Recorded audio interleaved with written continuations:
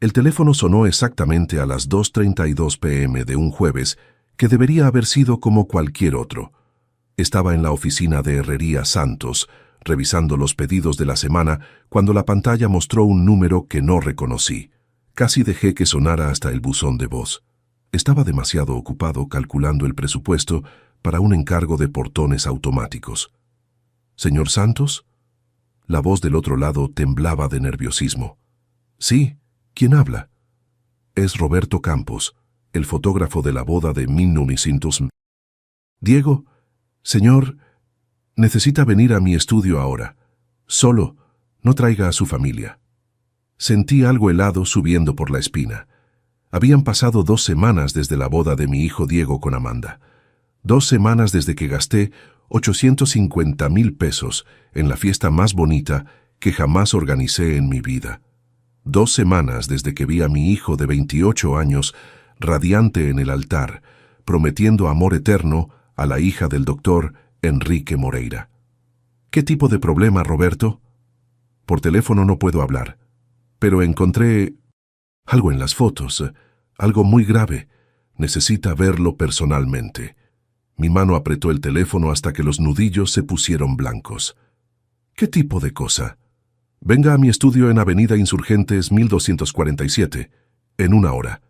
Y, señor Santos, no comente nada con nadie todavía. La llamada terminó y me quedé ahí, parado en medio de la oficina mirando la foto enmarcada en el escritorio. Diego bebé en mis brazos. Diego niño, disfrazado de superhéroe en el carnaval. Diego adolescente, el día de su graduación de preparatoria. Diego joven, recibiendo el diploma de la UNAM. ¿Cuántas veces un padre trabaja toda la vida soñando con el día que va a entregar a la hija en el altar? O en mi caso, ver al hijo encontrar a la mujer de su vida. ¿Cuántas madrugadas desperté a las 5 a.m. para abrir la herrería? ¿Cuántos fines de semana pasé haciendo presupuestos extras? ¿Cuántos no me dije a mí mismo a lo largo de los años para nunca tener que decir no a Diego? Y ahora un fotógrafo me llamaba con la voz quebrada hablando de algo muy grave. Salí de la herrería sin explicaciones para Juan, mi socio. Solo dije que tenía una reunión urgente y volvería al día siguiente. En el carro, las manos temblaban tanto que tuve dificultad para poner la llave en la ignición. El trayecto hasta el estudio de Roberto debería tomar 25 minutos, pero parecía que el tiempo había cambiado de velocidad. En cada semáforo rojo, mi mente volvía a la fiesta. Diego bailando el vals con Amanda. Los dos riendo durante la cena. Las familias mezclándose, brindando por el futuro de los jóvenes. Doña Cristina, madre de Amanda, agradeciéndome por la fiesta inolvidable. Doctor Enrique estrechando mi mano con fuerza, llamándome compadre. 850,000 pesos. Cada centavo que junté trabajando sábados y domingos durante 2 años. El salón más caro de la ciudad, decoración con flores importadas, buffet para 250 personas, mariachi en vivo, barra libre de tequila premium. Todo para que mi hijo tuviera la boda que merecía. Todo para que supiera que su padre, aunque fuera solo un herrero sin estudios universitarios, podía darle una fiesta digna de cualquier familia adinerada. Cuando llegué al estudio, Roberto me esperaba en la puerta. Hombre de unos 45 años, cabellos canosos, cámara siempre colgada del cuello, el mismo que había documentado cada momento de ese sábado que pensé era el más feliz de mi vida. «Señor Santos», dijo, evitando mi mirada. «Gracias por venir. Vamos a conversar allá adentro». El estudio olía a revelador fotográfico y café frío. En las paredes, decenas de fotos de bodas sonrientes, familias felices, momentos capturados para la eternidad. Roberto me llevó hasta una salita en el fondo, cerró la puerta y encendió una computadora. «Señor, debatí mucho si debería llamarlo», comenzó, las manos nerviosas sobre el teclado. «Estuve una semana entera sin saber qué hacer. Pero si fuera mi hijo...» «Muéstrelo ya, Roberto». Abrió una carpeta en la computadora. Cientos de fotos de la boda aparecieron en la pantalla. Diego y Amanda en el altar, los familiares en la primera fila, el brindis de los padrinos, todo exactamente como lo recordaba. Estas son las fotos oficiales, explicó, las que les entregué en el álbum, pero siempre tomo algunas extras durante la fiesta. Fotos más espontáneas, escenas detrás de cámaras. Normalmente ni las muestro, pero esta vez hizo clic en otra carpeta. Esto fue durante la fiesta. Amanda había ido a cambiarse de vestido para el vals. Su Diego estaba conversando con algunos amigos en el jardín del salón. La foto apareció en la pantalla y mi mundo se desplomó. Diego, mi hijo, de traje impecable, besando apasionadamente a una mujer rubia. No era Amanda. Era una mujer que no conocía, mayor que la novia, elegantemente vestida, y que estaba siendo besada por mi hijo como si fueran amantes desde hacía años. «Hay más», dijo Roberto en voz baja. Clic. Otra foto. Diego y la mujer tomados de la mano detrás del salón. Clic. Los dos conversando. Intensamente, ella con la mano en su cara. Clic. Diego poniéndole algo en el bolsillo. Parecía una llave. ¿Cuánto tiempo después de la ceremonia?, logré preguntar, la voz saliendo estrangulada. 2 horas. Amanda estaba en el cuarto de las damas arreglándose para el vals. Fue cuando capturé esto. Volví a mirar la primera foto. La manera en que Diego miraba a esa mujer no era un beso de impulso, era íntimo, familiar. Era la mirada de quien ya durmió junto, de quien tiene secretos compartidos, de quien hace planes para el futuro. El mismo día que prometió fidelidad a Amanda frente a 250 personas. El mismo día que gasté mis últimos 850,000 pesos para celebrar el amor verdadero de mi único hijo. ¿Puede darme copias de esas fotos? Roberto ya tenía todo preparado. Me entregó un sobre con las impresiones y una memoria USB. Lo lamento mucho, señor Santos. Sé cuánto se sacrificó por esta fiesta. Salí de ahí con las piernas tambaleándose, el sobre quemando en mis manos. Mandás. El estacionamiento. Sentado en el asiento del conductor, abrí el sobre y revisé cada foto lentamente. No había forma de negarlo. No había forma de interpretar mal. Mi hijo estaba engañando a su esposa en su propia boda, y yo había pagado todo.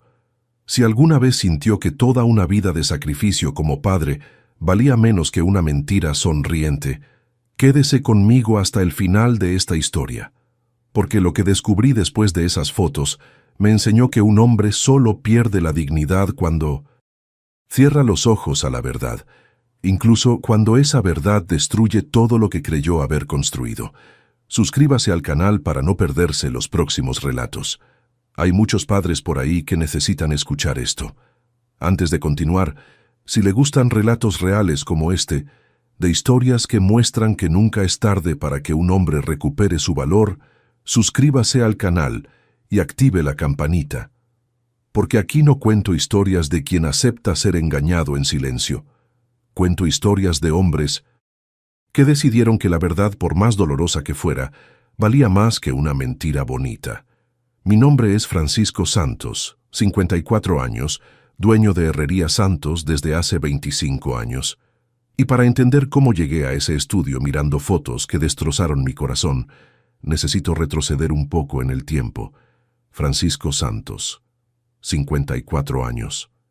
Herrero desde los 18, cuando comencé como soldador en la fábrica del señor Joaquín, aquí en Nezahualcóyotl.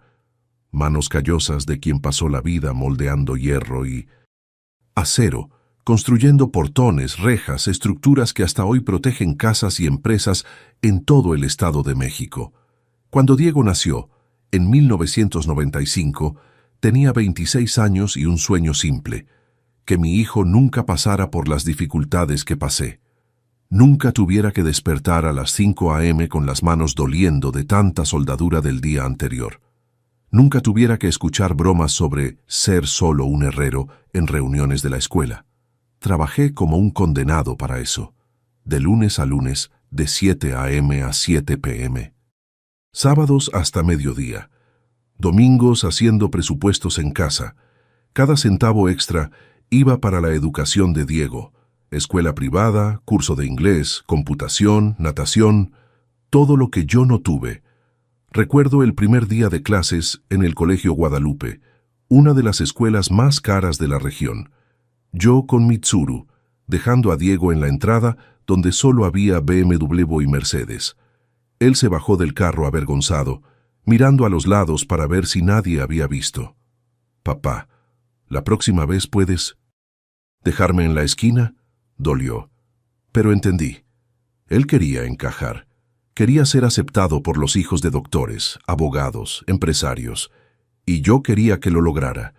Durante los años de preparatoria, trabajé horas extras todos los días para pagar no solo la escuela, sino también la ropa de marca que pedía, los tenis importados que todos usaban, las salidas con los amigos a los centros comerciales caros.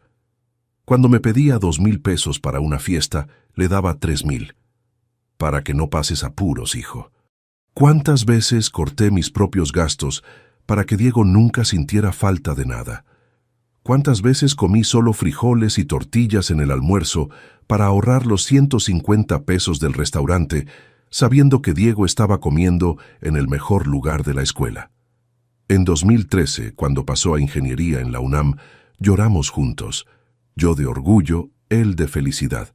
Lo logré, papá, lo logré. Y yo sabía que cada hora extra, cada fin de semana trabajado, cada no que me di a mí mismo, había valido la pena. Durante la universidad, sostuve no solo sus estudios, sino también un departamento cerca de la universidad. Para que se concentre en los estudios, me decía a mí mismo, para que no pierda 3 horas diarias en el tráfico.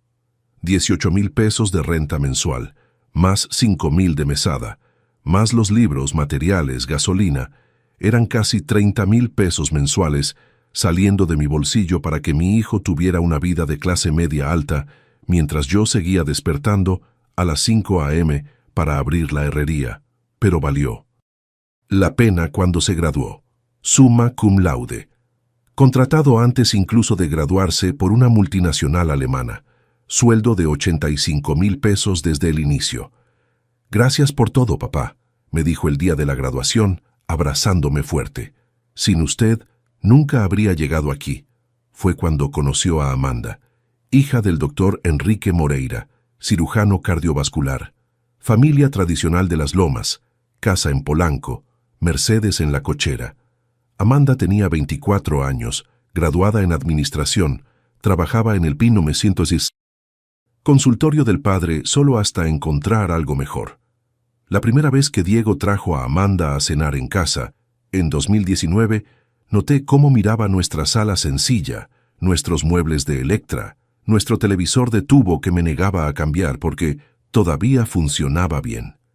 «¿Su papá tiene cuántos empleados en la herrería?», le preguntó a Diego después de la cena, pensando que no estaba escuchando. «Unos 15», respondió él. «Ah», pausa. Pensé que serían más, pero Diego estaba enamorado. Hablaba de ella todo el tiempo, mostraba fotos en el celular, planeaba un futuro juntos. Y yo me acostumbré a Amanda.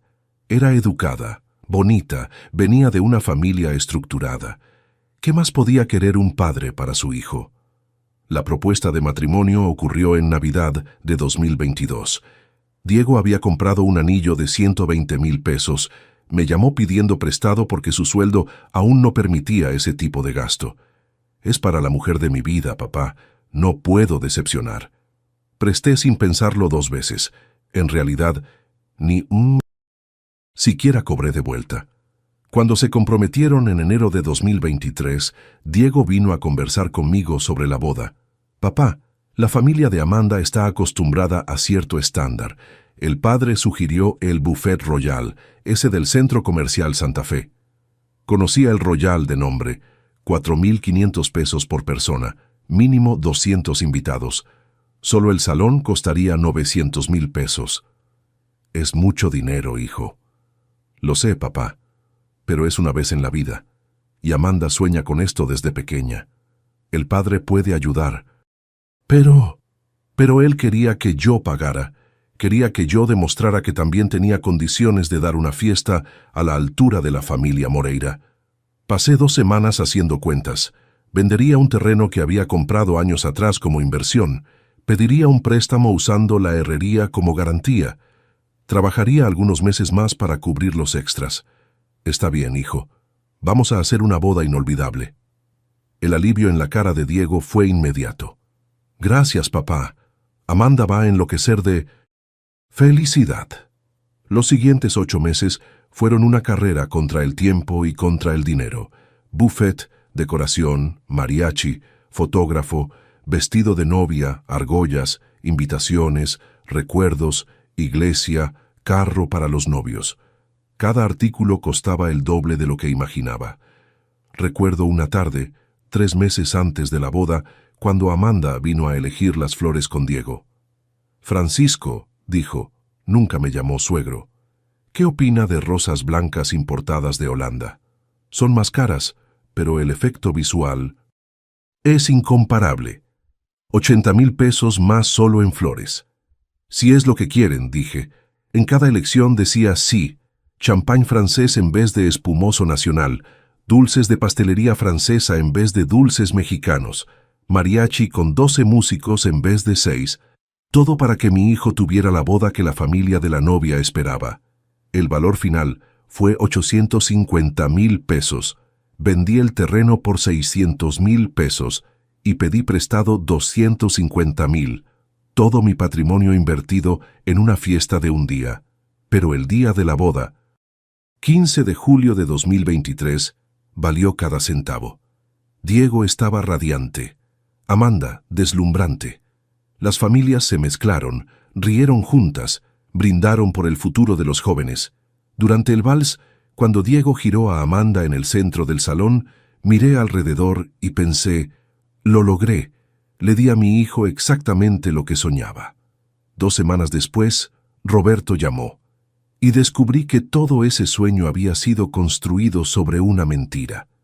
Los 3 días siguientes después de ver las fotos fueron los peores de mi vida. Despertaba a las 4 a.m. con el estómago revuelto, las imágenes quemando en mi mente. Diego besando a esa mujer, la intimidad entre ellos, la naturalidad con que la tocaba. Durante 29 años como padre, siempre me enorgullecí de conocer a mi hijo. Sabía cuando estaba mintiendo. Desde pequeño se tocaba la nariz cuando inventaba excusas. Sabía cuando estaba preocupado. Se quedaba moviendo el cabello sin parar. Sabía cuando estaba genuinamente feliz o solo fingía para agradarme. ¿Cómo no vi las señales? Comencé a repasar mentalmente los últimos meses. El compromiso, los preparativos, su comportamiento, y poco a poco, como piezas de un rompecabezas macabro, las pistas comenzaron a encajar. La primera bandera roja había ocurrido en marzo, 4 meses antes de la boda. Diego me llamó pidiendo 25,000 pesos prestados. Es para la luna de miel, papá. Encontré una promoción imperdible para Cancún, pero necesito reservar hoy. Transferí el dinero en la misma hora. Siempre hacía eso. Cuando Diego pedía, yo daba. Sin preguntas, sin cobranzas, sin plazo para devolver. Después de todo, él ganaba bien, era responsable, apenas estaba pasando por un aprieto temporal.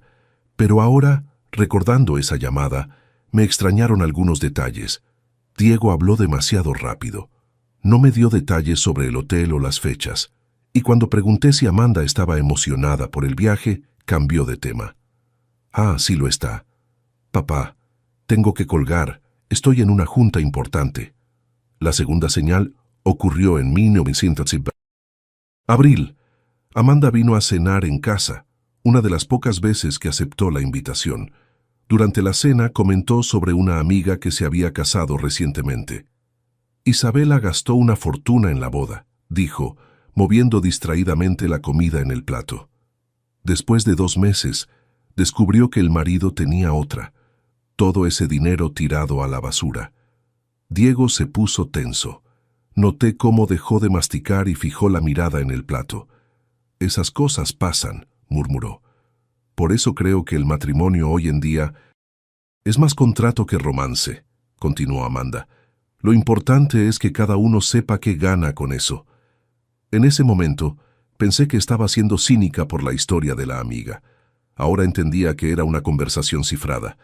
Ellos sabían exactamente qué ganaba cada uno con ese matrimonio. La tercera señal fue en mayo, durante la prueba del traje. Estábamos en la sastrería, Diego probándose el smoking, cuando sonó su celular. Miró la pantalla y dijo: «Necesito contestar. Es del trabajo». Salió de la tienda y estuvo 20 minutos en la banqueta, hablando bajo, gesticulando, a veces riéndose. Cuando volvió, estaba diferente, más animado, más relajado. «¿Buenas noticias del trabajo?», pregunté. «Ah, sí. Un proyecto que estaba atorado finalmente fue aprobado». Pero Diego nunca se emocionaba con proyectos del trabajo. Siempre se quejaba de que la oficina era aburrida, que los jefes no valoraban sus ideas. ¿Por qué esa llamada específica lo puso tan contento? La cuarta señal ocurrió 3 semanas antes de la boda. Diego llegó a casa manejando un BMW negro nuevecito. «Lo compré hoy», dijo orgulloso. «Financiamiento a 60 meses, pero conseguí un buen enganche». «¿Con qué dinero?», pregunté. «Junté una lana extra haciendo algunos freelances». Diego trabajaba 10 horas diarias en la multinacional. ¿Cuándo sobraba tiempo para freelances? ¿Y por qué nunca había comentado sobre esos trabajos extras? La quinta y más clara señal fue una semana antes de la boda. Diego me llamó para una conversación seria. «Papá, después de la boda, Amanda y yo queremos nuestra independencia. No queremos seguir recibiendo ayuda económica de la familia». Finalmente, pensé en ese momento. Mi hijo estaba maduro, asumiendo responsabilidades. «Claro, hijo, ya son adultos. Entonces, a partir de agosto, no voy a aceptar más préstamos o regalos en dinero. Queremos demostrar que podemos mantenernos solos». En ese momento me sentí orgulloso. Ahora entendía. Estaba cortando los lazos financieros porque sabía que el matrimonio no duraría. No quería quedar debiendo favores a nadie cuando llegara la hora del divorcio. La sexta señal fue el mismo día de la boda. Durante el cóctel, antes de la ceremonia, casé a Diego mirando insistentemente hacia una mesa específica. Una mesa donde estaba sentada una mujer rubia, elegante, sola. La misma mujer de las fotos. «¿Quién es esa señora?», le pregunté a Amanda, discretamente. «Ah, es Patricia Mendonza, amiga de la familia. Trabaja con mi papá en la clínica». Patricia Mendonza. Finalmente un nombre para el rostro que había destruido mis ilusiones. La séptima señal fue durante la misma fiesta. Diego desapareció por casi 30 minutos entre la cena y el vals. «Fui a saludar a unos amigos afuera», dijo cuando regresó. Ahora sabía exactamente con quién había estado. Todas esas señales estaban ahí, claras, evidentes. Pero yo estaba tan cegado por el orgullo de ver a mi hijo casándose bien, tan satisfecho de poder pagar una fiesta a la altura de la familia rica, que no vi lo que tenía enfrente. Existe una soledad específica de hombre que trabajó toda la vida para darle todo al hijo y descubre que ese hijo montó una farsa a sus espaldas. El jueves siguiente al llamado de Roberto, decidí actuar.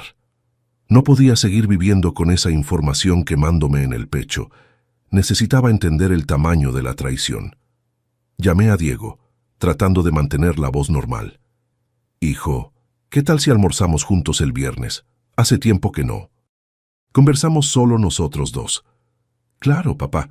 ¿Qué tal ese restaurante cerca de la herrería, el Rincón Poblano?» «Perfecto. A las 2 p.m. Durante el almuerzo, observé cada gesto, cada palabra. Diego habló sobre el trabajo, sobre los planes con Amanda, sobre querer comprar una casa el año siguiente. «Amanda está ansiosa de que seamos papás», dijo, cortando la carne. «Tal vez en 2025 tengan un nietecito para consentir». Cada palabra era una puñalada. ¿Cómo lograba hablar sobre hijos y futuro, sabiendo que estaba engañando a su esposa? «Diego», dije probando el terreno, «¿estás realmente feliz? El matrimonio es un gran cambio». «Muy feliz, papá. Amanda es perfecta para mí. Su familia me acepta. Tengo estabilidad económica. Es todo lo que siempre quise. Estabilidad. Aceptación. No habló de amor. Habló de conveniencia. ¿Y en el trabajo, todo bien? ¿No estás muy estresado? Está tranquilo. Inclusive, ando haciendo unos trabajos extras para una consultoría. Ingresos extra nunca están. Además, más mentiras. O tal vez no. Tal vez los trabajos extras eran los encuentros con Patricia Mendonça. Después del almuerzo, me detuve en el estacionamiento y llamé a Roberto. Roberto, necesito más información sobre esa mujer de las fotos, Patricia Mendonça. Señor Santos, no creo que sea buena idea meterse en eso. Roberto, gasté 850,000 pesos en una boda falsa. Necesito saber con qué tipo de gente estoy tratando. Silencio del otro lado. Después, un suspiro resignado. Voy a ver. ¿Qué puedo averiguar? Deme 2 días. Esos 2 días fueron eternos. Seguí trabajando en la herrería, fingiendo normalidad, pero mi mente estaba completamente consumida. Cabeceo en la oficina, errores en cálculos simples, perdía el hilo en medio de conversaciones con clientes. El domingo por la noche, Roberto llamó. Señor Santos, conseguí algo de información. Patricia Mendonça, 38 años, consultora financiera, vive en Ciudad Satélite, divorciada hace 3 años, sin hijos, y hay algo más. Diga. Ella es socia de una oficina de consultoría que presta servicios a varias empresas. Una de ellas es la multinacional donde trabaja su Diego. La ficha cayó. Los trabajos extras, los freelances, el dinero para comprar el BMW. Todo había venido de Patricia. Roberto, gracias. Me hizo un favor que nunca voy a olvidar. Colgué y me senté en el sillón de la sala, mirando las fotos de familia esparcidas por el estante. Diego bebé en mis brazos. Diego niño, disfrazado de superhéroe en 1900. Carnaval. Diego adolescente, el día de la graduación de preparatoria. Diego joven recibiendo el diploma de la UNAM. En todas esas fotos yo estaba sonriendo orgulloso a su lado. El papá consentidor que haría cualquier cosa por su hijo. ¿Cuántos padres por ahí están pagando su propia humillación sin saberlo? Lunes por la mañana, 7:15 a.m. Estaba abriendo la herrería cuando sonó el WhatsApp. Mensaje de Diego. Papá, buenos días. Amanda y yo queremos invitarlo a cenar en casa el miércoles. Ella va a hacer ese salmón que le gustó. 7:30 p.m. Miré el mensaje y sentí el estómago revolverse. 3 días después de descubrir que su matrimonio era una farsa, mi hijo me invitaba a cenar como si nada hubiera pasado. Estaré ahí, respondí. Pasé los 2 días siguientes preparándome mentalmente para esa actuación. Sabía que iban a representar la pareja feliz. Sabía que tendría que sonreír y elogiar la comida mientras tragaba la verdad. Pero también sabía que necesitaba observar más de cerca, entender los detalles de esa operación. Llegué al departamento de ellos a las 7:30 p.m. en punto. Diego había rentado un lugar en Naucalpan, 2 recámaras, 1 suite, balcón, 28,000 pesos mensuales.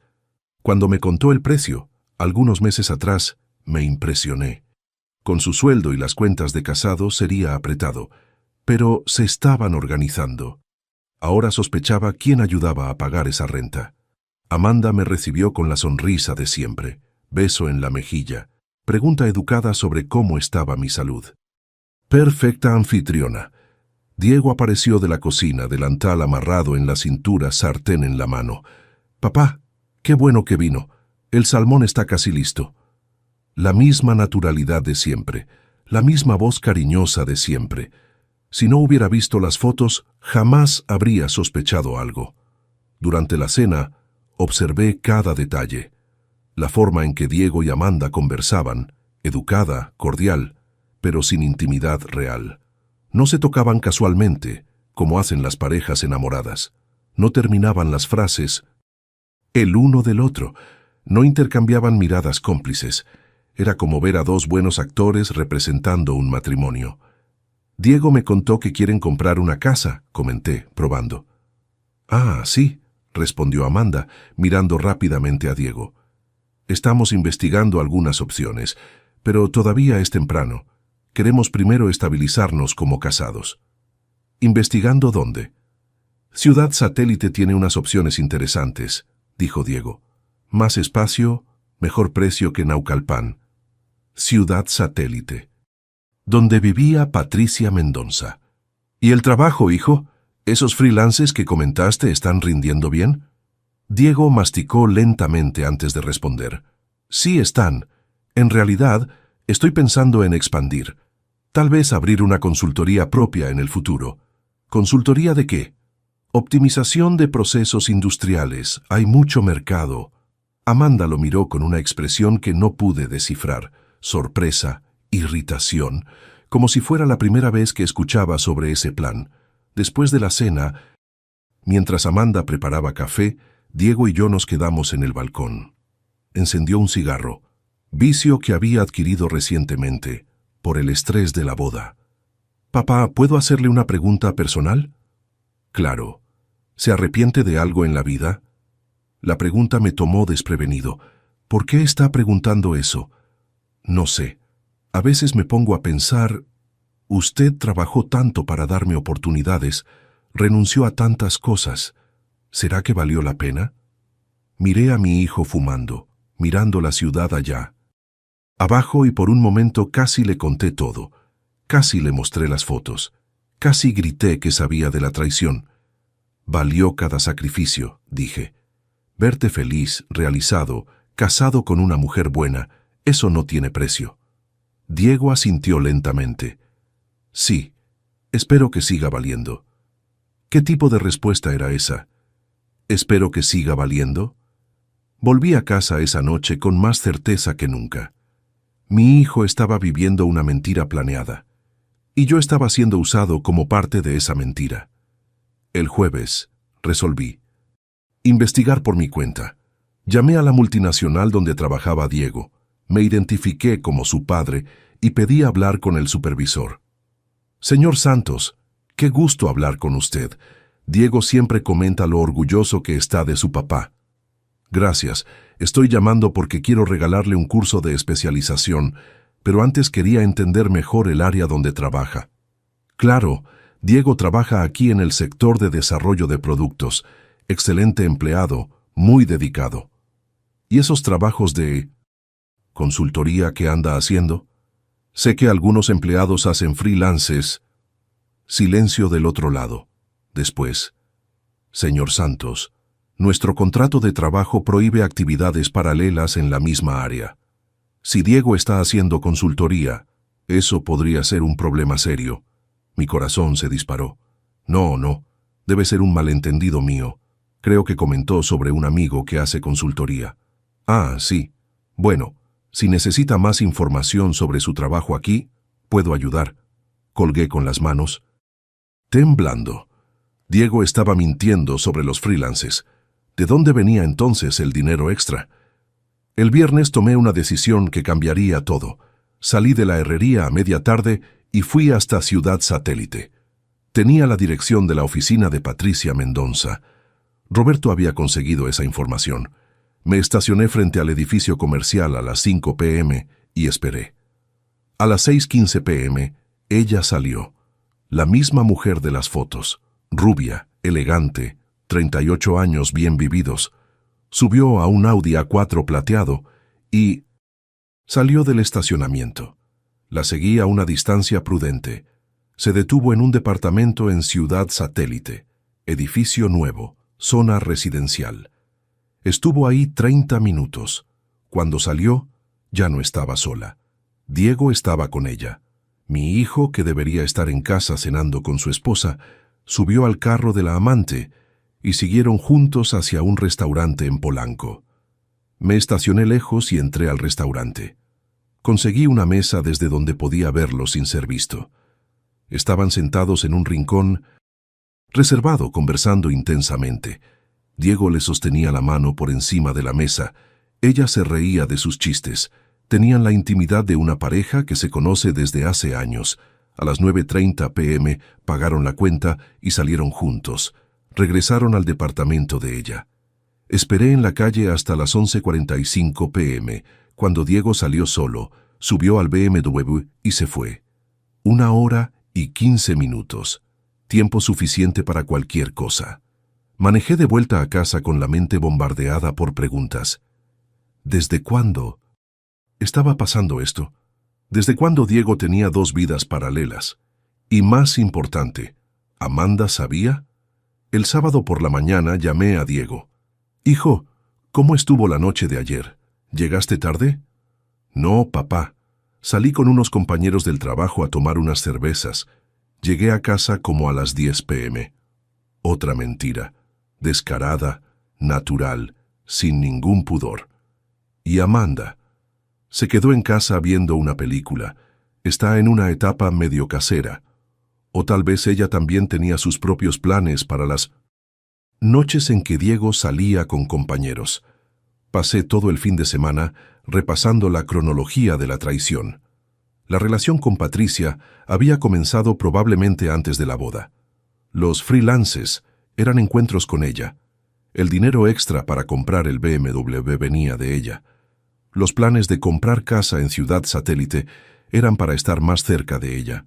Y yo había pagado los 850,000 pesos de una fiesta que celebró el inicio oficial de una farsa. El domingo por la noche recibí una llamada. Inesperada.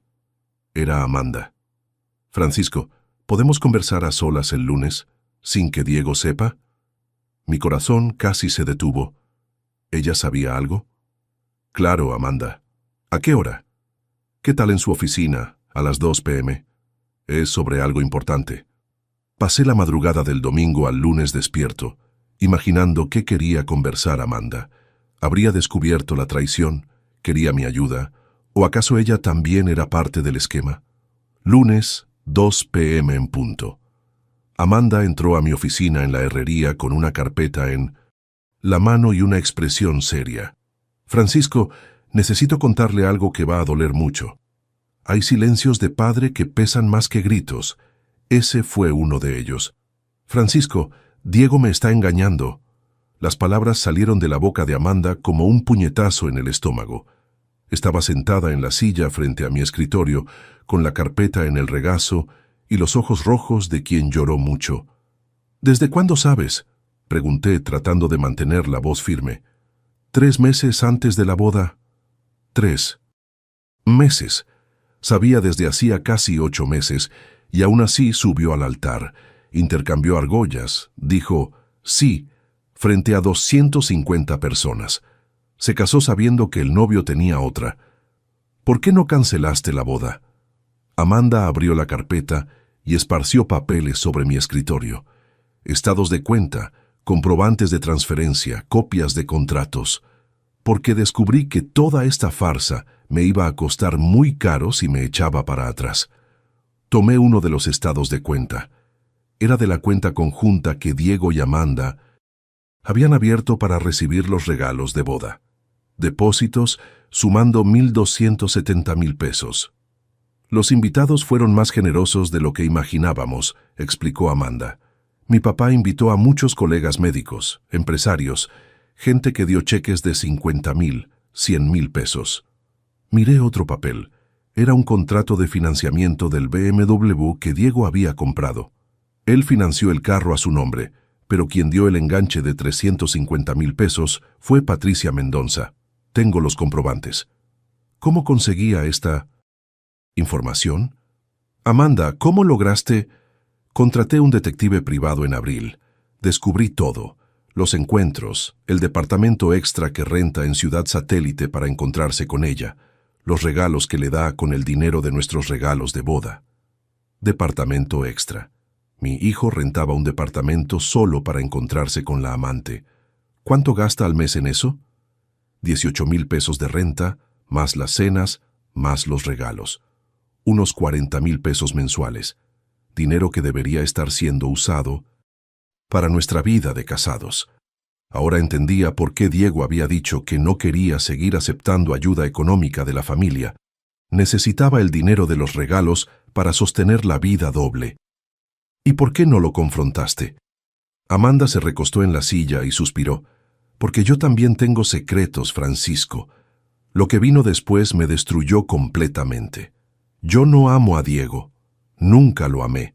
Nuestra relación fue arreglada por nuestros papás. ¿Cómo que arreglada? Mi papá tenía problemas económicos en la clínica. Debía mucho dinero a proveedores. Estaba casi en bancarrota. Diego apareció como paciente para un chequeo y mi papá descubrió que era su hijo, que usted tenía una herrería exitosa. Las palabras llegaban lento a mi mente, como si ella estuviera hablando en cámara lenta. Mi papá vio una oportunidad. Me pidió que le diera una oportunidad a Diego, un muchacho de familia estructurada. La idea era casarme con alguien que pudiera ayudar económicamente a nuestra familia. ¿Y qué ganarían con eso? Los 850,000 pesos que usted gastó en la boda fueron directo a la cuenta de la empresa de mi papá. Él prestó servicios de consultoría para la fiesta. En realidad, se quedó con el 60% del valor. Sentí como si el piso hubiera desaparecido bajo mis pies. Doctor Enrique Moreira había ideado un esquema para extraer dinero de mí a través del matrimonio de su hija. ¿Y los regalos? Iban a dividirse por mitades entre nuestras familias después del divorcio. Mi papá ya había prometido ese dinero a los acreedores de la clínica. ¿Divorcio? El plan original era quedarnos casados un año, divorciarnos de común acuerdo y dividir todo lo que recibimos. Yo me quedaría con la mitad de los regalos y todavía podría pedir pensión alimenticia. Miré a esa mujer que pensé que conocía, que pensé que amaba a mi hijo, y no reconocí nada. Era una desconocida, una actriz contratada para un papel. Pero entonces Diego se enamoró de esa Patricia y comenzó a gastar el dinero de los regalos con ella. Ahora no tengo nada para dividir con mi papá, y él me está presionando. Amanda abrió otro sobre y mostró mensajes de WhatsApp impresos. Mire lo que mi papá me mandó ayer. Leí los mensajes. Doctor Enrique cobrando explicaciones sobre el dinero prometido, amenazando tomar medidas drásticas si Amanda no cumplía su parte. Francisco, tengo miedo. Mi papá está desesperado. Perdió dinero apostando que este plan funcionaría. ¿Cuántas capas de mentira existen en una familia que pensaste conocer? ¿Qué quieres de mí, Amanda? Su ayuda para exponer todo. Diego, Patricia, mi papá, todos, quiero que paguen por lo que le hicieron. Miré los papeles esparcidos en la mesa. Estados de cuenta, contratos, fotos del detective privado, mensajes. Evidencia suficiente para destruir a todos los involucrados en esa farsa. ¿Por qué debería confiar en ti? Tú también me engañaste. ¿Por qué ahora los dos fuimos traicionados? Usted por el hijo que amó toda la vida. Yo por el marido que nunca me amó de verdad. La diferencia es que usted tiene poder para hacer algo. Tenía razón. Yo tenía la herrería, tenía cuenta bancaria, tenía abogado, tenía recursos para reaccionar. ¿Qué sugieres? Primero, vamos a confrontar a Diego juntos, con todas las evidencias. Segundo, vamos a demandar a mi papá por estafa. Él lo defraudó en el presupuesto de la boda. Tercero, vamos a pedir el dinero de los regalos de vuelta, ya que el matrimonio se basó en fraude. Amanda sacó un último papel de la carpeta. Era una lista mecanografiada. Aquí están todos los invitados que dieron regalos en efectivo, con los valores exactos, 1,270,000 pesos en cheques y transferencias.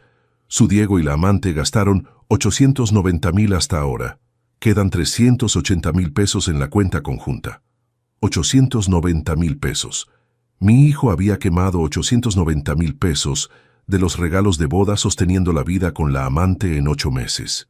Y hay más, continuó Amanda. El departamento que renta para encontrarse con ella está a nombre de una empresa fantasma. Patricia creó una empresa solo para hacer contratos falsos y evadir impuestos. Ahora no era solo traición conyugal, era delito fiscal. Francisco, ¿me ayuda a acabar con esto? Miré a esa mujer que había pasado 8 meses fingiendo ser mi nuera, que había estado sentada en mi mesa de Navidad, que me había invitado a cenar fingiendo ser la esposa enamorada de mi hijo, pero era la única persona que podía darme las armas para luchar contra toda esa mentira. Sí, dije, vamos a acabar con esto. Pasamos el resto de la tarde planeando cada movimiento. Amanda tenía evidencias que yo no tenía. Yo tenía recursos que ella no tenía. Juntos, podíamos desmontar toda la operación. Primer paso, confrontar a Diego el jueves por la noche, en presencia de Amanda y con todas las pruebas. Segundo paso, demandar a Dr. Enrique por estafa en el presupuesto de la fiesta. Tercer paso, bloquear las cuentas de Diego y exigir la devolución del dinero de los regalos. Cuarto paso, entregar al SAT las evidencias de evasión de la empresa fantasma de Patricia. Una cosa, Francisco, dijo Amanda al salir. Después de todo esto, voy a desaparecer. Voy a pedir transferencia de la empresa donde trabajo, cambiar a otra ciudad. No quiero más contacto con nadie de esta historia. ¿Y yo? Usted va a descubrir qué tipo de hombre es cuando se asiente el polvo. Si es el tipo que acepta ser usado como banco, o el tipo que enseña a todo mundo que robar a un padre trabajador tiene consecuencias. Se fue y me quedé solo en la oficina, mirando los papeles esparcidos en la mesa. 29 años siendo padre. Toda una vida trabajando para dar lo mejor a mi hijo. Y descubrir que él veía eso como fuente de ingresos para sostener una traición. Cuando un padre es traicionado por su propia sangre, la cicatriz atraviesa generaciones. Pero esa cicatriz iba a sangrar en ambos sentidos. El jueves, Diego descubriría qué tipo de padre había criado cuando decidió convertirme en tonto. Jueves, 7:30 p.m. Estaba sentado en el sofá de la sala del departamento de Diego y Amanda, con una carpeta negra en el regazo conteniendo todas las evidencias que habíamos reunido. Amanda estaba en la cocina, preparando café, representando por última vez el papel de esposa dedicada. Diego llegó a las 7:45 p.m., como siempre tarde, disculpándose por el tráfico. Besó a Amanda en la mejilla, me saludó con naturalidad y se tiró en el sillón a mi lado. «Qué bueno tenerlos a los dos aquí», dijo, quitándose los zapatos. «El trabajo está pesado, pero estar en casa con la familia compensa todo». Familia. La palabra me quemó la garganta.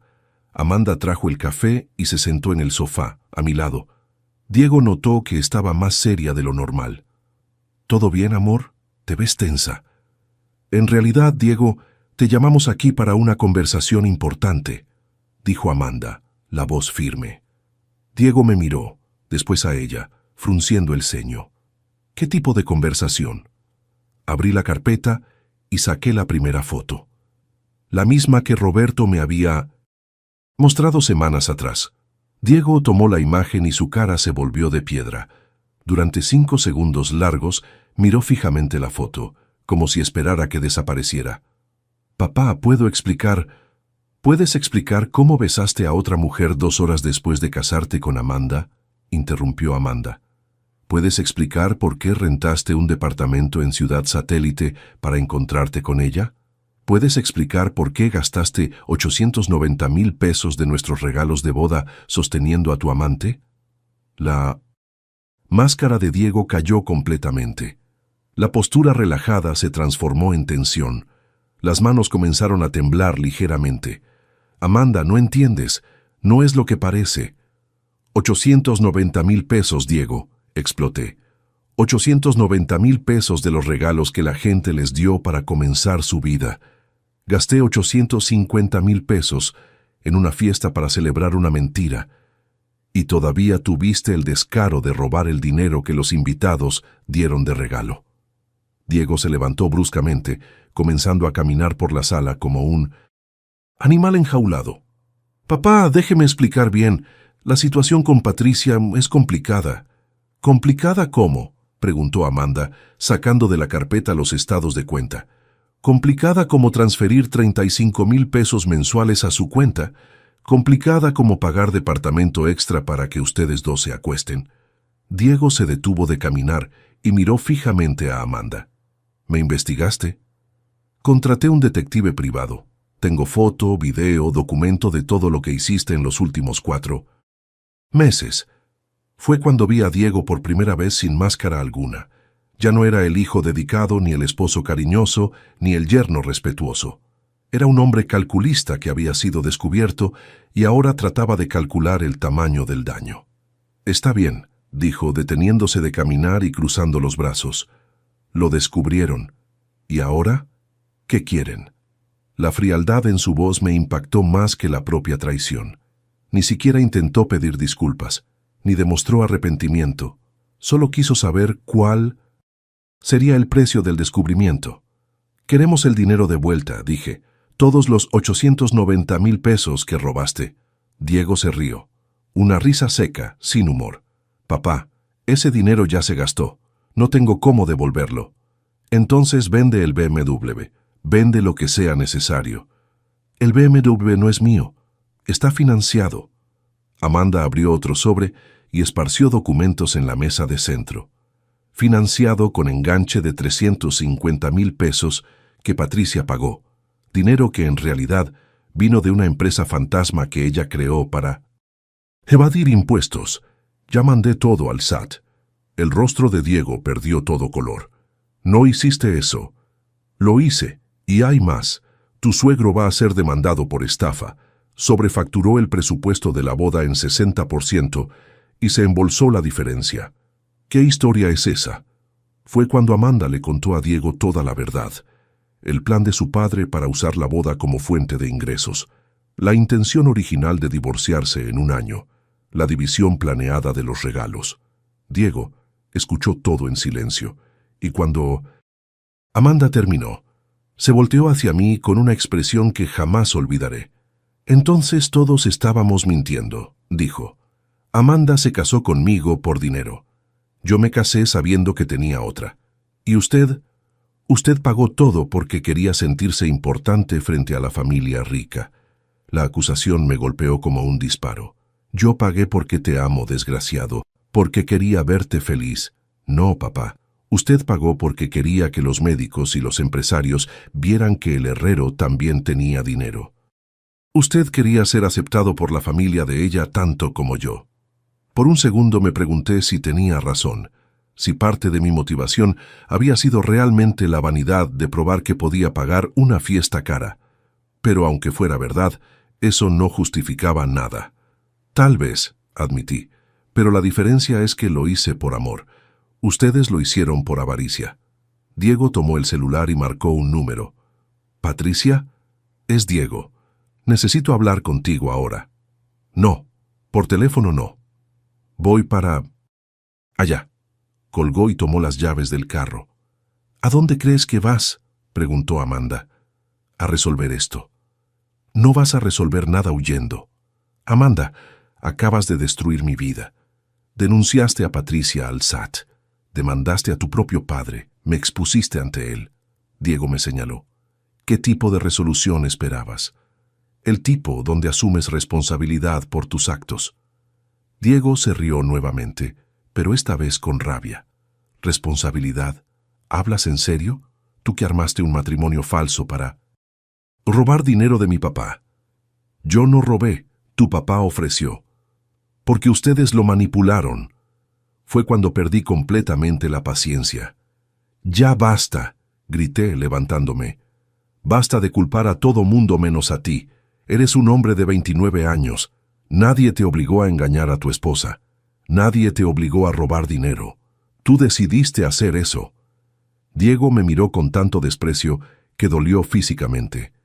«Y usted decidió ser un tonto toda la vida. Siempre dando dinero sin preguntar para qué. Siempre queriendo comprar mi amor con regalos caros. Creyó que no me daba cuenta». Las palabras fueron como puñetazos en el estómago, porque tenían un fondo de verdad que no quería admitir. «Lo hice porque te amo». «No, papá, usted lo hizo porque no sabía cómo demostrar amor de otra manera». Diego fue hacia la puerta, se detuvo con la mano en la manija y se volteó una última vez. «¿Y sabe qué más? Patricia me ama de verdad, no por lo que puedo darle, sino por lo que soy. Por eso prefiero estar con Ella, ¿te ama tanto que creó empresa fantasma para evadir impuestos con tu dinero? Al menos ella no fingió un matrimonio completo. Salió dando un portazo. Amanda y yo nos quedamos sentados en la sala en silencio por algunos minutos. El departamento, que minutos antes parecía una casa de familia, ahora parecía un set de teatro después de que terminó la obra. ¿Y ahora?, pregunté. Ahora esperamos, respondió Amanda. Diego va a tratar de convencer a Patricia de huir o devolver el dinero. Cuando descubra que ella no puede hacer ni una cosa ni la otra, va a regresar aquí desesperado. ¿Cómo tienes tanta seguridad? Porque hombres como tu hijo solo funcionan cuando tienen red de seguridad. Patricia era la red emocional, tú eras la red financiera, yo era la red social. Sin ninguna de las tres va a entrar en pánico. Amanda se levantó y comenzó a recoger los documentos. Francisco, gracias por haber aceptado hacer esto conmigo. Sé que fue difícil. ¿Qué vas a hacer ahora? Voy a pedir transferencia a la sucursal de la empresa en Guadalajara. Quiero distancia de toda esta historia. ¿Y el dinero? ¿Los 380,000 pesos que sobraron? Puede quedarse con todo. Considérelo como resarcimiento parcial de los 850,000 pesos de la fiesta. Tomó la bolsa y fue hacia la puerta. Amanda, la llamé. ¿Crees que él va a lograr devolver el dinero? Se detuvo, pensó un momento y respondió. Francisco, tu hijo pasó toda la vida creyendo que sus problemas siempre tendrían solución fácil. Porque el papá resolvería todo. Ahora va a descubrir que es consecuencia de verdad.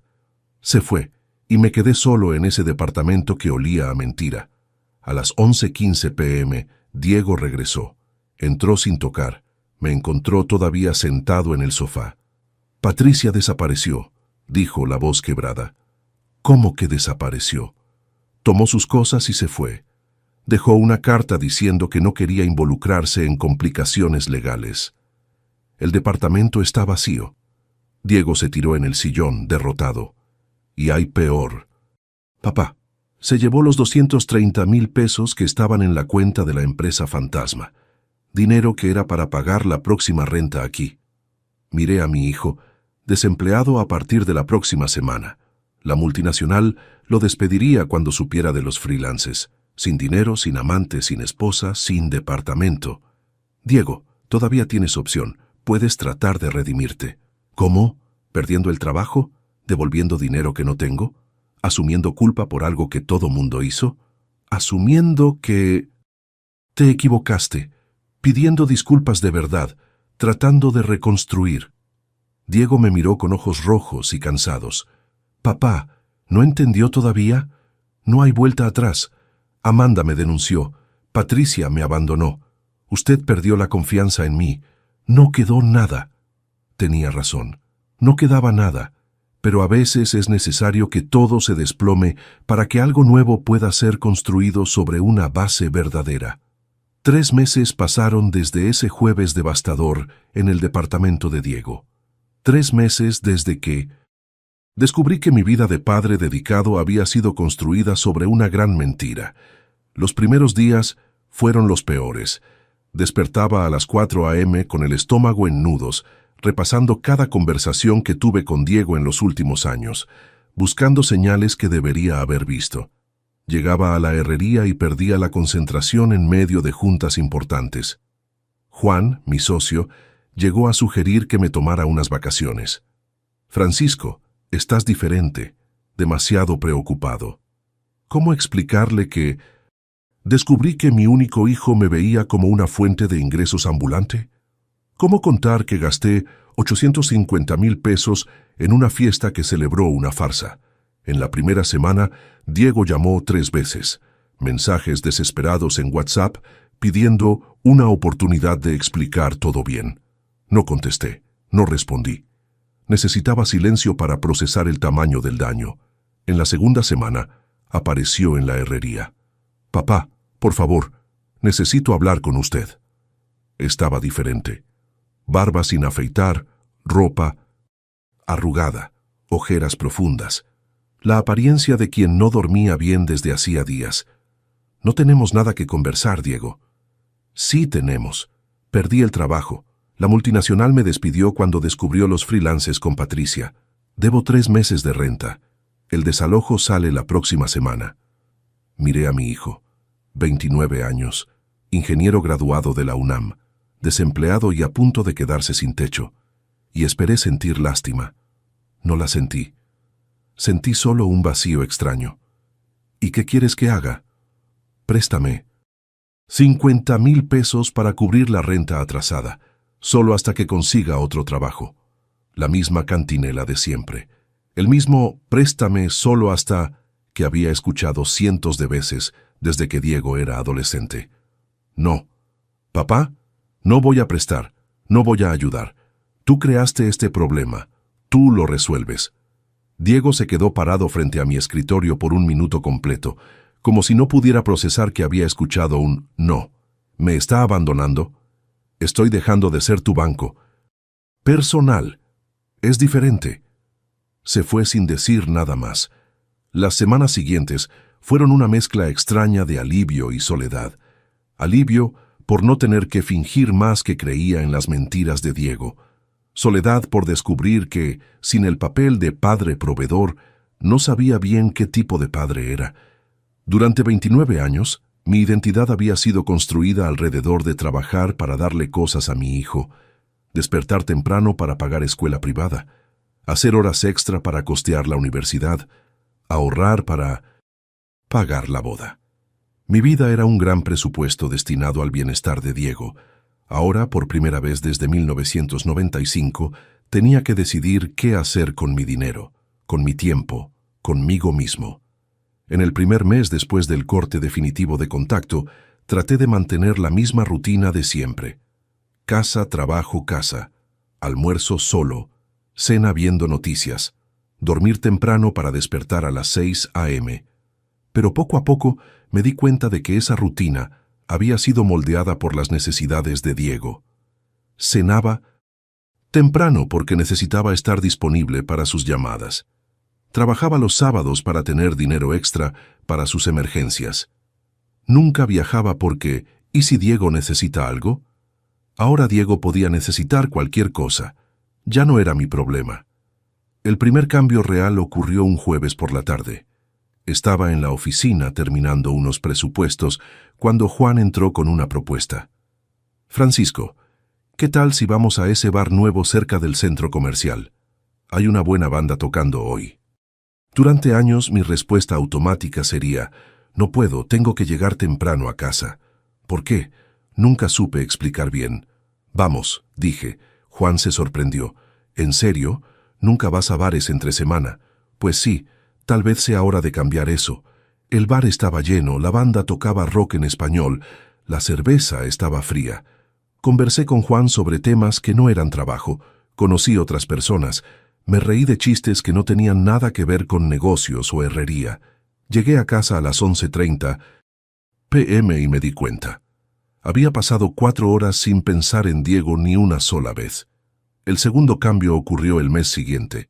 Estaba pasando frente a una tienda de instrumentos musicales cuando vi una guitarra en el aparador.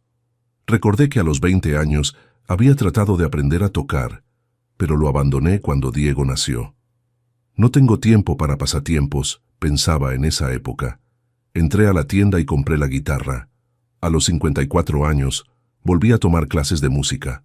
Todos los martes y jueves, de 7 p.m. a 8 p.m., me sentaba en la escuela con otros adultos que habían decidido que nunca es tarde para aprender algo nuevo. Mis dedos dolían las primeras semanas. Erraba los acordes, desafinaba, tocaba demasiado lento. Pero había algo mágico en producir música con las propias manos. Era un lenguaje que no tenía nada que ver con presupuestos, soldaduras o problemas familiares. El tercer cambio fue el más significativo. Roberto, el fotógrafo que me había mostrado las fotos de la traición, llamó una tarde de sábado. «Señor Santos, ¿puedo molestarlo? Me gustaría conversar con usted personalmente». Nos encontramos en una cafetería en el centro de Neza. Roberto estaba nervioso, moviendo la taza sin parar. «Señor Santos, estuve pensando mucho en lo que pasó. Me siento responsable por haber interferido en su familia». Roberto hizo lo correcto. Si no fuera por usted, estaría hasta hoy pagando esa mentira. Aún así, me quedo pensando, si estuviera en su lugar, me gustaría que alguien me ayudara a reconstruir después de la destrucción. No entendía a dónde quería llegar. Señor Santos, ¿qué tal hacer un viaje? ¿Viaje? Organizo excursiones fotográficas a lugares bonitos de México, grupos pequeños, personas que quieren conocer lugares nuevos y aprender fotografía. Nada profesional, solo descubrir un nuevo pasatiempo. La idea me pareció absurda. Nunca había tomado vacaciones que no fueran para resolver problemas de Diego. Nunca había viajado por placer. ¿Y fotografía? Apenas sabía usar la cámara del celular. No sé, Roberto, no soy mucho de viajar. Piensa en lo siguiente. ¿Cuándo fue la última vez que hizo algo solo porque tenía ganas? No porque necesitaba trabajar, no porque alguien necesitaba algo. Solo porque quería. La pregunta me dejó sin respuesta.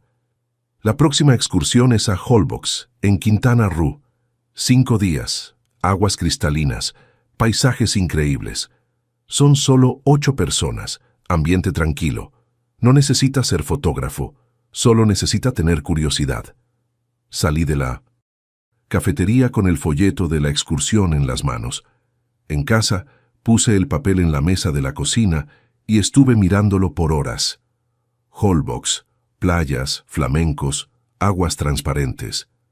Todo lo que nunca había visto porque siempre estuve demasiado ocupado.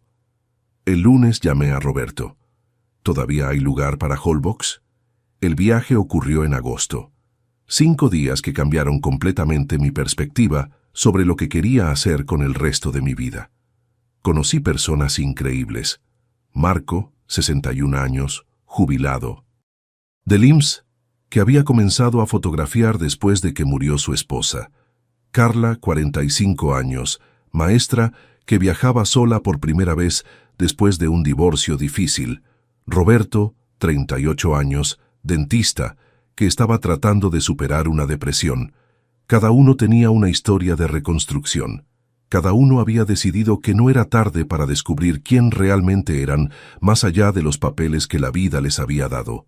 Pasamos los días explorando cenotes, haciendo caminatas, fotografiando paisajes que parecían irreales de tan hermosos. Por la noche, nos sentábamos alrededor de fogatas improvisadas y compartíamos historias. En la tercera noche, les conté sobre Diego. Pasé 29 años creyendo que ser buen padre significaba dar todo lo que mi hijo quisiera. Creí que si trabajaba mucho, si nunca decía no, si siempre resolvía sus problemas, me amaría más. ¿Y funcionó?, preguntó Carla. Funcionó hasta que descubrió que podía convertirme en fuente de ingresos para sostener una traición. Francisco, dijo Marco, ¿puedo decirte algo? Hijo que solo te busca cuando necesita dinero no es hijo, es cliente. La frase me pegó como un rayo. Durante todos esos años estabas criando un cliente, no educando a un hombre. En las 2 noches siguientes dormimos en hamacas junto a la playa. El sonido de las olas me dio la primera noche de sueño realmente tranquila en meses. El último día, Roberto me enseñó a usar una cámara profesional. Fotografiar es una forma de mirar el mundo con atención, dijo. Cuando encuadras un paisaje necesitas decidir qué es importante incluir y qué dejar afuera. Pasé la mañana fotografiando detalles, texturas de rocas, reflejos en el agua, pequeños animales. Por primera vez en décadas, mi mente estaba completamente enfocada en el presente.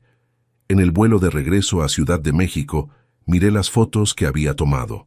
Ninguna era técnicamente perfecta, pero todas contaban una historia.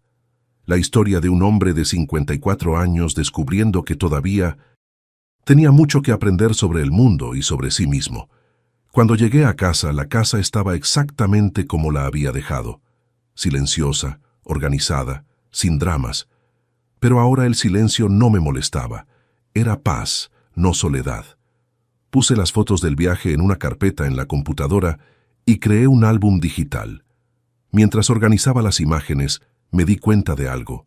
En casi 30 años como padre, Había tomado miles de fotos de Diego, graduaciones, cumpleaños, logros, pero no tenía una sola foto mía, haciendo algo que me gustara.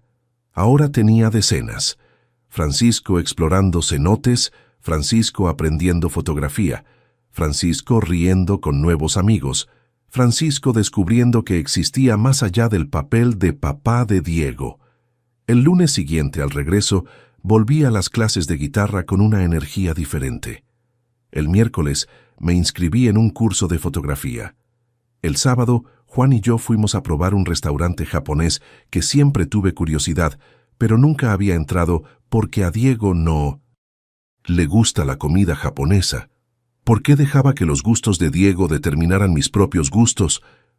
3 semanas después del viaje, Amanda me llamó. «Francisco, ¿puedo hablar con usted? Es sobre Diego». Nos encontramos en una fonda cerca de la herrería. Amanda estaba diferente. Cabello más corto, sin argollas, ropa más casual. «¿Cómo está?», pregunté. «Mejor. La transferencia a Guadalajara me hizo bien. Trabajo nuevo, ciudad nueva, vida nueva. ¿Y el divorcio? Salió la semana pasada. Fue rápido porque no teníamos bienes que dividir. Diego firmó todo sin disputar. Se detuvo jugando con el popote del refresco. Francisco, quería contarle dónde está Diego. No necesita. Ya no es mi problema. Está viviendo en un cuarto de pensión en Ciudad Satélite. Perdió el departamento, vendió el BMW, consiguió un trabajo de medio tiempo en un taller mecánico. La información me golpeó de una forma que no esperaba. No fue lástima exactamente. Fue algo más parecido a tristeza por una oportunidad perdida. ¿Por qué me está contando esto? Porque él me pidió que se lo contara. Dice que le llama todos los días, pero usted no contesta. Quería que supiera que está tratando de levantarse solo. ¿Y lo está logrando?, Amanda suspiró. Difícil decir. La última vez que conversamos parecía diferente, más maduro, tal vez, o solo más cansado. Terminó el refresco y tomó la bolsa. Francisco, ¿puedo darle un consejo no solicitado? Puede. Hizo bien en cortar el cordón financiero. Diego necesitaba aprender a valerse por sí mismo. Pero tal vez en el futuro, cuando sane la herida, puedan intentar una relación diferente, basada en respeto, no en dinero. ¿Y si él solo quiere conversar cuando necesite algo? Entonces va a saber qué tipo de persona realmente es, y podrá tomar su decisión basada en la verdad, no en la esperanza. Amanda se levantó para irse, pero se detuvo en la puerta. «Ah, y Francisco, gracias por haberme ayudado a salir de esa farsa.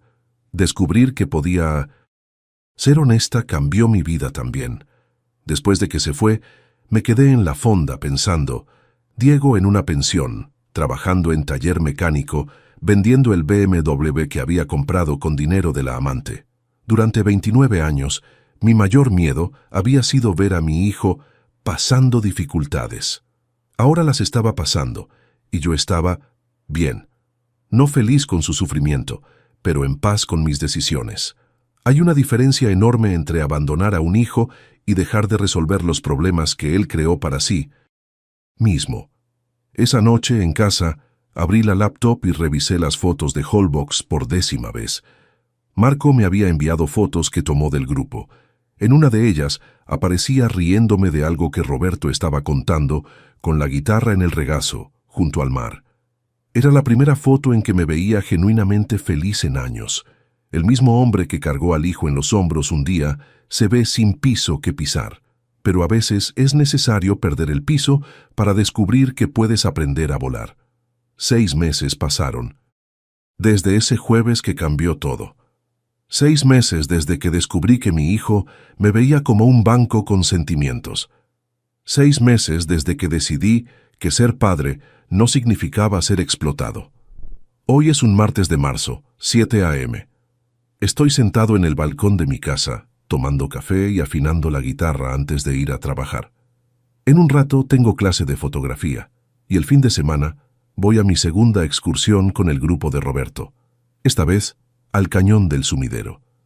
La casa está silenciosa, pero es un Silencio diferente al que sentía antes. Ya no es el vacío de quien está esperando que suene el teléfono con la próxima petición de dinero. Es la tranquilidad de quien sabe que el día va a ser vivido por elección propia, no por obligación con nadie. Diego me llamó por última vez hace 2 semanas. Esta vez contesté. Papá. Su voz estaba diferente, más seria, menos desesperada. ¿Puedo hablar con usted 5 minutos? Puede. Quería contarle que conseguí un trabajo fijo, en una empresa de consultoría industrial. Sueldo bajo, pero es en mi área. Felicidades. Y quería pedir disculpas, de verdad, por lo que hice, por el dinero, por las mentiras, por haberlo usado como banco personal durante tantos años. Escuché en silencio. Sé que rompí su confianza. Sé que no tengo derecho de pedir nada, pero quería que supiera que estoy aprendiendo a valerme por mí mismo y que entendí que el amor no se compra. Diego, dije, gracias por llamar. De verdad, me da gusto que se esté encontrando. Papá, ¿será que algún día podemos intentar ser papá e hijo otra vez, sin dinero de por medio? La pregunta que me había hecho cientos de veces en los últimos meses. Tal vez, respondí, cuando te demuestres a ti mismo que puedes vivir sin necesitar nada de mí, cuando tenga la certeza de que quieres mi compañía, no mi cuenta bancaria. ¿Cuánto tiempo tomará eso? No sé, hijo, pero si es verdad que cambiaste, el tiempo va a pasar naturalmente. Está bien, entiendo. ¿Diego? Sí, te amo. Siempre te voy a amar, pero no voy a seguir confundiendo amor con dar dinero. Yo también te amo, papá, y gracias por haberme forzado a crecer. Colgamos ahí.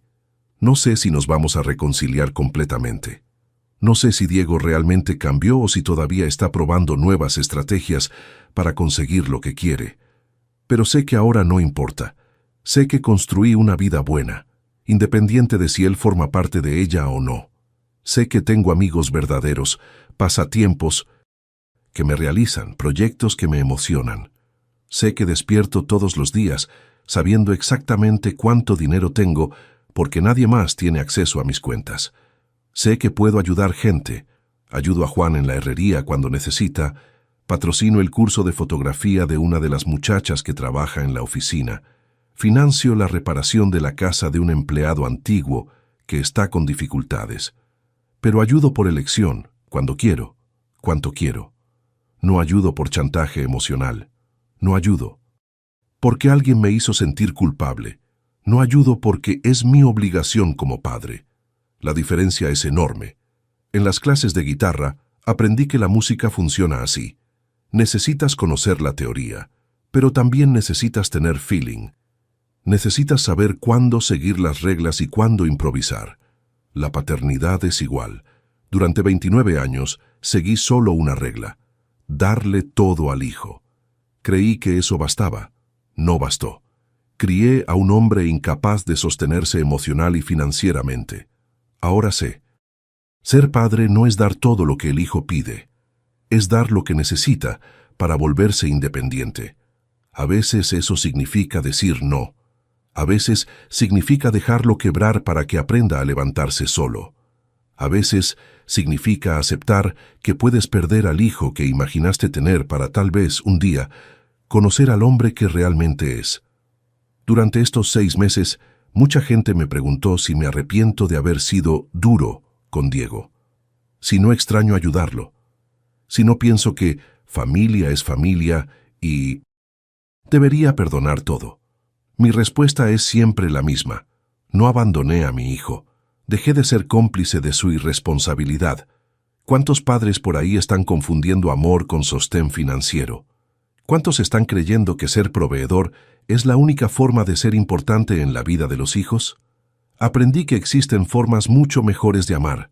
Aprendí que el respeto se gana, no se compra. Que hijo que solo aparece cuando necesita dinero no es hijo cariñoso, es oportunista.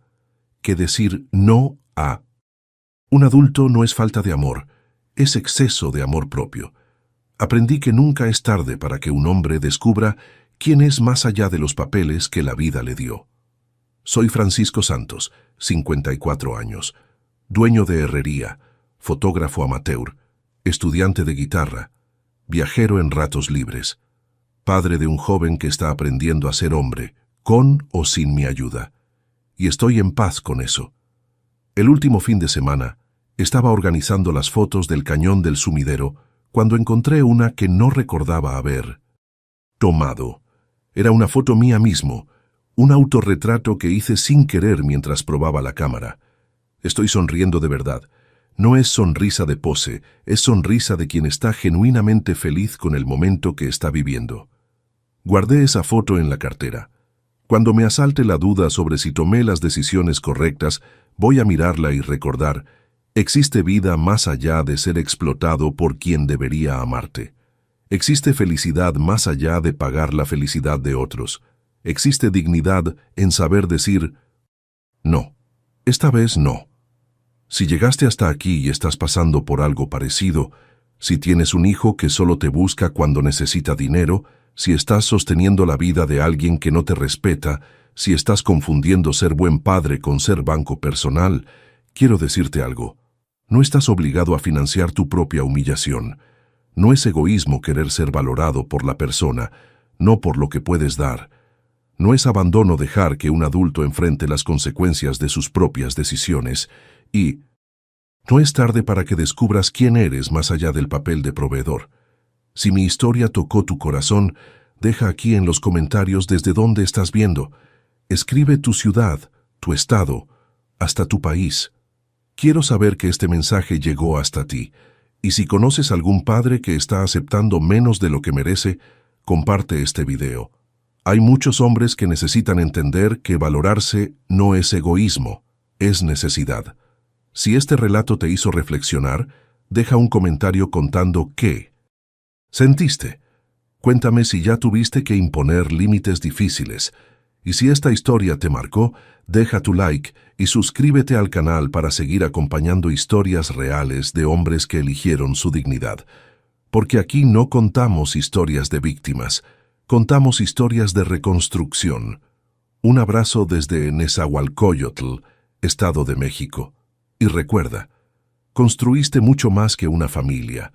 Construiste un hombre que merece respeto. ¿Cuántas veces nosotros, los hombres, tragamos falta de respeto en nombre de la paz familiar? ¿Cuántos padres están financiando su propia humillación sin darse cuenta? Aprendí a los 54 años que un hombre no necesita aceptar migajas de quien recibió un banquete de oportunidades, que ser padre no significa ser explotado, y que nunca, pero nunca, es demasiado tarde para que un hombre se levante y descubra su propio valor.